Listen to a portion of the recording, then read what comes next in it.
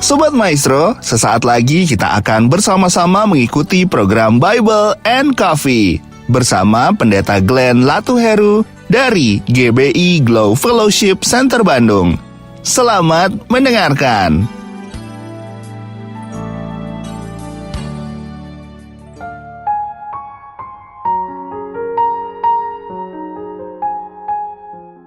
Shalom saudara yang dikasih dalam Tuhan, puji Tuhan. Hari ini kembali lagi saya menyapa setiap umat Tuhan dalam program Bible and Coffee. Saudara yang dikasih dalam Tuhan, saya mengajak setiap kita untuk selalu terus tertanam dalam firman Tuhan. Kenapa? Karena dunia di mana kita hidup adalah dunia yang semakin jahat. Dunia di mana kita hidup adalah dunia yang menawarkan hal-hal yang sifatnya semu, sifatnya sementara. Sehingga akhirnya kalau kita tidak tertanam dalam firman Tuhan, maka kita akan gampang goyah, kita akan mudah kecewa, kita pada akhirnya akan lari dari panggilan kita untuk mengiring Tuhan.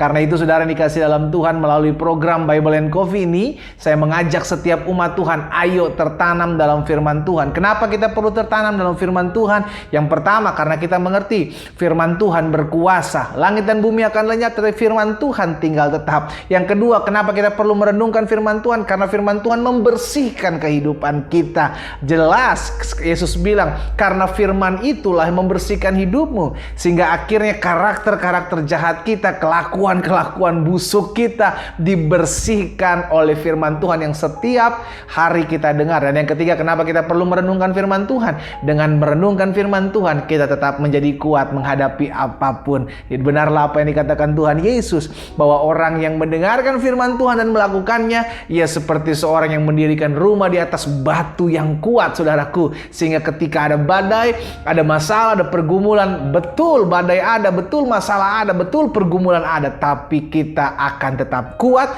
seperti rumah yang didirikan di atas batu. Kita tetap kuat karena Yesus yang memberikan kekuatan buat setiap kita. Haleluya. Masih bersama saya Pendeta Glenn Latuheru dalam program Bible and Coffee. Mari kita berdoa. Kita datang kepada Tuhan. Bapa, terima kasih buat anugerah Tuhan, buat kasih setia Tuhan dalam kehidupan kami.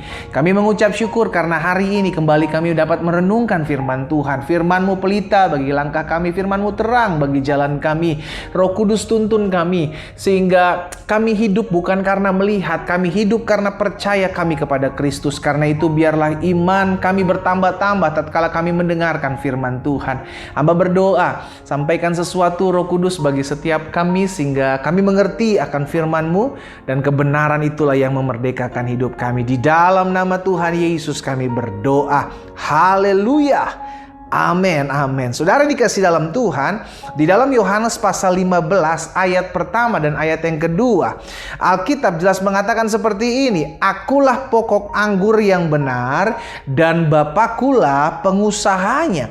Setiap ranting padaku yang tidak berbuah. Lihat saudara dikasih dalam Tuhan, Yesus sedang mengungkapkan dirinya bahwa kita adalah ranting, Yesus adalah pokok anggurnya. Dan setiap ranting yang tidak berbuah, siapa ranting? Saudara dan saya, kalau kita hidup tidak menghasilkan buah, akan diapakan saudaraku? Yesus bilang dipotongnya, dan setiap ranting yang berbuah dibersihkannya supaya ia lebih banyak berbuah.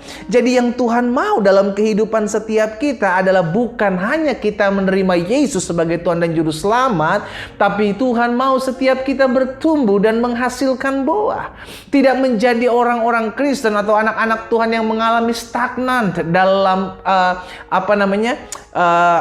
hal-hal yang bersifat kerohanian gitu kan. Sehingga pada akhirnya iman kita tidak bertumbuh, iman kita stuck. Kita mengalami stunting rohani, pertumbuhan yang tidak sehat dalam kerohanian kita. Kita bisa lihat saudara dikasih dalam Tuhan, kita udah mengenal Yesus berapa lama? Apa yang sudah berubah dalam hidup kita? Karena pada dasarnya untuk menerima Yesus kita harus mengalami perubahan. Tatkala kita menerima Yesus, kita harus mengalami buah, harus ada hasil dari apa yang sudah kita alami dalam kita mengiring Tuhan. Jangan dulu sebelum kita terima Yesus, kita masih kasar, kita masih suka ngomongin orang, kita masih suka nipu. Sekarang kita sudah terima Yesus, bahkan lebih-lebih kita sudah melayani Tuhan. Masih saja kita suka bohongin orang, masih saja kita suka kasar. Kita yang selidiki, kita yang cek diri kita sendiri. Apakah sudah ada pertumbuhan dalam hidup saya tatkala saya mengenal Yesus? Kalau sampai tidak ada perubahan, bahkan lebih mundur, saudara dikasih dalam Tuhan, dipertanyakan, jangan-jangan kita sedang tidak menghasilkan buah. Jangan-jangan kita sedang tidak menghasilkan buah. Kita nggak bisa dinikmati oleh orang sekitar kita. Kita nggak bisa dinikmati oleh pribadi Yesus. Saudaraku, hati-hati sekali dengan stunting rohani ini. Pertumbuhan yang tidak sehat dalam kerohanian kita. Karena yang Tuhan mau kita menghasilkan buah. Benarlah yang dikatakan Yesus, bukan kamu yang memilih aku, kata Yesus, tapi akulah yang memilih kamu, supaya kamu pergi dan menghasilkan buah. Jadi saudaraku, yang Tuhan kehendaki adalah perubahan dan buah. Berubah dan berbuah, bertumbuh dan berbuah. Sehingga pada akhirnya kita hidup berdampak, pada akhirnya kita hidup memuliakan Tuhan. Dan pada akhirnya melalui hidup kita nama Yesus dipermuliakan. Lihat siapa Zakheus. Zakheus pemungut cukai, saudara dikasih dalam Tuhan. Tapi ketika berjumpa dengan Yesus, dia mengalami perubahan. Nah, ini yang saya bilang, bahwa perubahan adalah hal mutlak dalam kita mengiring Tuhan. Iya kan? Murid-murid Yesus dulunya adalah penjala ikan. Ketika menerima Yesus, mengikut dia, mengiring dia, melayani bersama-sama dengan dia, maka mereka menjadi penjala manusia. Siapa Saulus? Orang jahat, menemu dengan perjumpaan dengan Yesus, berubah menjadi Paulus, dipakai Tuhan luar biasa, menjadi berkat bagi banyak orang. Nah, saudaraku, yang Tuhan mau dalam hidup kita adalah mengalami perubahan. Suami-suami, kalau hari-hari ini kita belum mengalami perubahan, ayo berubah. Sikap kita, karakter kita, kelakuan kita. Demikian pula istri-istri. Kalau hari ini engkau ngaku engkau sebagai pelayan Tuhan, kau sebagai hamba Tuhan, kau sebagai anak Tuhan, ayo alami perubahan. Jadilah seorang istri yang tunduk, bukan menanduk suamimu. Demikian pula suami-suami, jadilah suami-suami yang mengasihi istrimu, bukan kasar terhadap istrimu. Kita orang tua yang mengerti firman harusnya menjadi contoh, menjadi teladan, bukan hanya memaksa anak-anak kita untuk melakukan ini, melakukan itu, tapi jadi contoh, jadi teladan. Amin, saudara. Ada perubahan dalam kita mengiring Tuhan. Karena itu yang Tuhan mau. Karena ketika kita dibersihkan, maka kita akan menghasilkan multiplikasi, ada perubahan, ada pertumbuhan, dan ada buah di balik setiap pertumbuhan yang ada. Karena saya percaya kekristenan yang bertumbuh adalah kekristenan yang menghasilkan buah. Amin. Pohon kalau bertumbuh maka ujung-ujungnya akan hasilkan buah. Tapi boro-boro berbuah sudah dikasih dalam Tuhan. Kalau dia tidak pernah bertumbuh, dia pasti akan banyak dikutuki orang. Kenapa? Karena nggak bisa nikmati hasilnya. Dari pohon buat apa pohon tapi tidak bisa berfungsi? Makanya Yesus pernah bilang, kamu adalah garam dunia, kamu adalah terang dunia. Maksudnya apa? Tuhan Yesus mau setiap kita berfungsi, memiliki dampak. Garam berfungsi memberikan rasa di tengah-tengah ketawaran. Terang berfungsi untuk memberikan dampak menyinari kegelapan. Berarti setiap kita punya tugas. Sama-sama bilang sama saya punya tugas.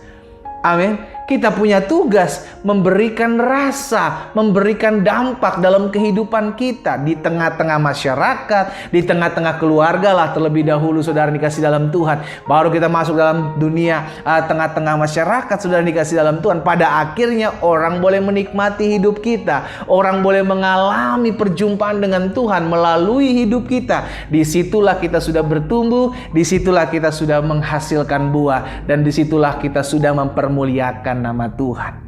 Doa saya, biarlah kita jadi anak-anak Tuhan yang siap bertumbuh dan siap menghasilkan buah. Kalaupun hari-hari ini kita justru jadi batu sandungan bagi orang lain, saya ajak setiap kita, ayo kita berubah. Tuhan mau dan Tuhan selalu berikan kita kesempatan.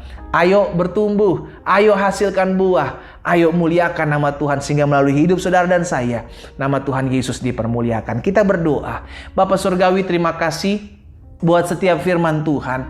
Kami bersyukur karena hari ini firman-Mu mengingatkan kami bahwa yang Tuhan kehendaki adalah menghasilkan buah. Kami harus menghasilkan buah agar orang-orang bisa makan, menikmati buah kami dan memuliakan Bapa di sorga. Bapa, ampuni kami kalau selama ini kami tidak bertumbuh dalam pengenalan kami akan Tuhan. Bahkan justru kami semakin mundur. Tatkala kami menerima Yesus, kami hanya sekedar hanya mengisi status kami sebagai orang-orang Kristen di KTP kami. Tapi hari ini kami mau berubah, hari ini kami mau dipulihkan. Tuhan, tolong kami, Roh Kudus mampukan kami untuk kami menjadi pribadi-pribadi yang bertumbuh, berbuah, dan kami memuliakan nama Tuhan. Hamba berdoa buat umat-Mu ya Allah. Beri kemampuan, beri kekuatan, beri kuasa buat setiap kami untuk kami bertumbuh dan menghasilkan buah, dan hidup kami memuliakan nama Tuhan.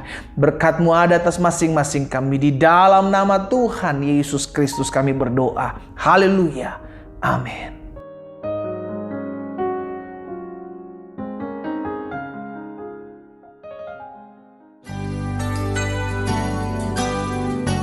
Sobat Maestro, Anda baru saja mendengarkan program Bible and Coffee bersama Pendeta Glenn Latuheru dari GBI Glow Fellowship Center Bandung.